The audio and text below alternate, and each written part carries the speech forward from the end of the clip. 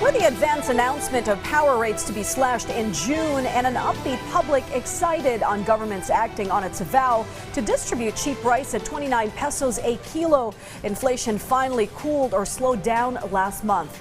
And as our Clazel Pardilia reports, with global inflation that has leaned on the uptick over the last few months, one should not nurse hopes of inflation to go on a downtrend moving forward. Tone is cutting down on using the air conditioner now that the weather has cooled down. She wasn't surprised that despite it having been 6,000 pesos in May, her electricity bill now amounted to 3,000 pesos. Sa hirap ng buhay ngayon, medyo lahat dapat tinitipid. Pandagdag din ma'am sa gastusin sa bahay at saka syempre pasukan sa bayad sa tuition fee, pambili po ng mga pagkain katulad ng bigas. From 3.9% recorded in May, the inflation rate in the Philippines dipped to 3.7% in June, according to the latest data from the Philippine Statistics Authority. This rate is notably lower than the 5.4% inflation rate observed in June 2023. The PSA said Tony's experience of lower electricity charges was one of the biggest contributors to easing inflation.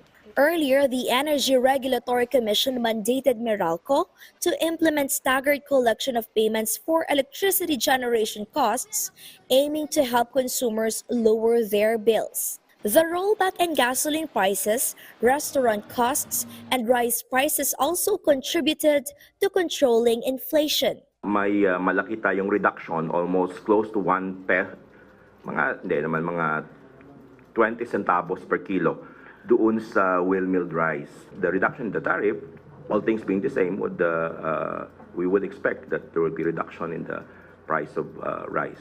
The 1,350 pesos half sack of rice that Nora buys is now priced at 1,310 pesos. 40 pesos po yung nabawas, ma'am. Ano po kahalaga yun para sa inyo? Mahalaga po yun, ma'am, pang pamasahe na rin po pang araw-araw.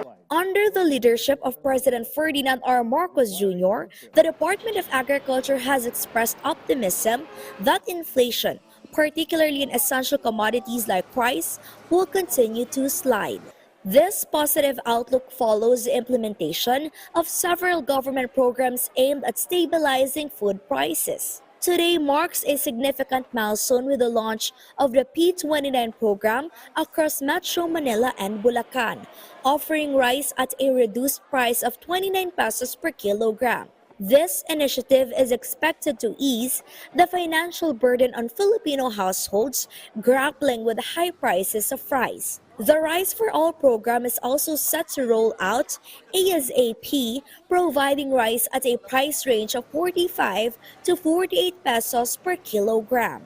Beginning July, nabababa na rin yung epekto sa inflation dahil yung base effect talagang nagsimula July, August, mararamdaman natin. At itong P29 Rice for All, alam natin 25% yung effect ng bigas doon sa overall inflation basket. Kaya magkakaroon ito talaga ng impact doon sa inflation at pag nagtuloy-tuloy ito. The National Economic and Development Authority assures the Marcos administration remains determined to achieve the target inflation rate of 2 to 4%.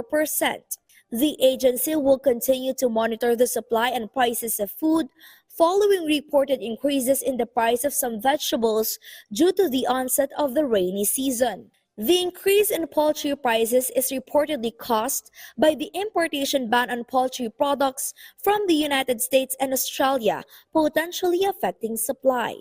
Meanwhile, the ongoing spread of the African swine fever is said to be driving the movement in pork prices. The implementation of the Comprehensive Tariff Program for the period 2024 to 2028 is expected to contribute to making essential goods more affordable in the face of increasing prices of key products in the global market. This initiative focuses on reducing or maintaining lower tariffs on imported commodities like rice, pork, chicken, and other agricultural products. Meanwhile, House Speaker Martin Romualdez pledged to prioritize efforts to reduce electricity rates and rice prices by swiftly passing effective legislation.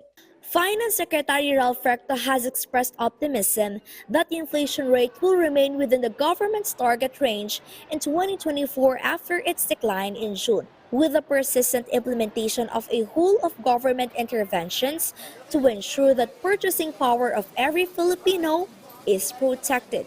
Kalezal Pardilla for the New and Better Philippines.